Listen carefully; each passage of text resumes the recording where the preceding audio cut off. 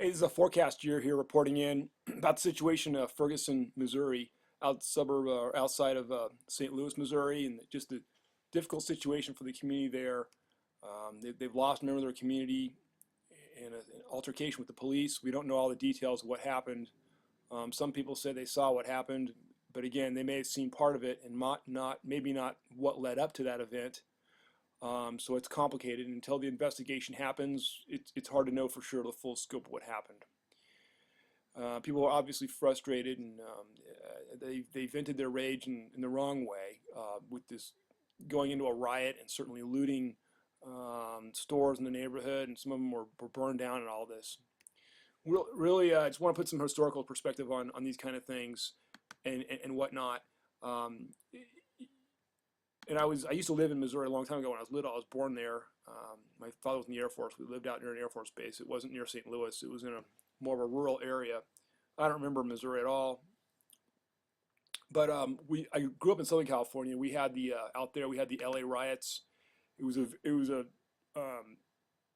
tenuous situation, also involving a situation with the police and a guy named Rodney King. What happened there? And there was heavy looting and rioting. You know, a lot of places in LA now, these neighborhoods, it's hard to get reinvestment now, is the bottom line. After these kind of things happen, same thing with Detroit and the race riots there, terrible situation. And what happens there is then people are afraid to make investments as businesses. So they've got maybe an economically depressed neighborhood. And then if they have some sort of, out of control riot situation, it's like, who wants to invest there? Who wants to open a grocery store there or a gas station? And there are still sections of Detroit that are still burned out, that have not been rebuilt after these kind of riots, even more than 40 years later. I've been to Detroit, I've seen them. It's a terrible situation. I think what I'm saying here is that it would be important for the people of Ferguson to think about the long-term ramifications of their behavior, and they think maybe they're lashing out at the system. It's just the opposite. They just come across looking bad to the rest of the world, and they make it look like their community is going to be a place where it's dangerous to invest. And so people say, I'm not going to open a store there. We're not going to open businesses there. And we're certainly not going to have a factory there or, a professional type work office there of any sort. And that's really what happens here. And same challenge in Oakland. I used to live in Oakland. Actually, it was during the Occupy movement. And some people will say there's maybe some good things about the Occupy movement. The problem was part of it spun out of control with a group called the Black Bloc. It's kind of like an anarchy type group came through. And they made kind of everybody else look bad, frankly. It was mostly a peaceful protest.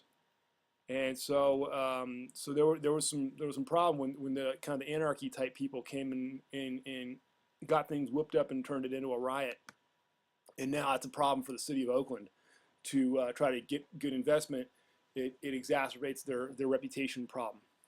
So I really urge everybody to think hard about their long-term outcome of their behavior, not just what's going to happen tomorrow, next week, but a year from now, and the perception the rest of the world is going to have of their community if they behave by looting and rioting. Again, it's one thing to have a peaceful protest, but looting and rioting, usually it just damages the community immensely.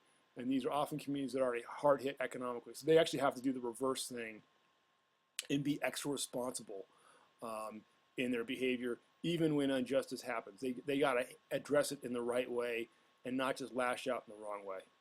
Just a couple thoughts. So again, our forecast on this situation is, unfortunately, long-term, it's going to exacerbate a bad economic situation in the community.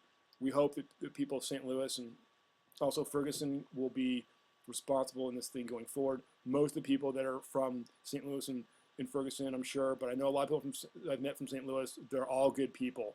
So this is a terrible thing to happen to their community, and we hope that they'll all recognize the importance of trying to handle this thing in the most responsible manner. Thanks so much.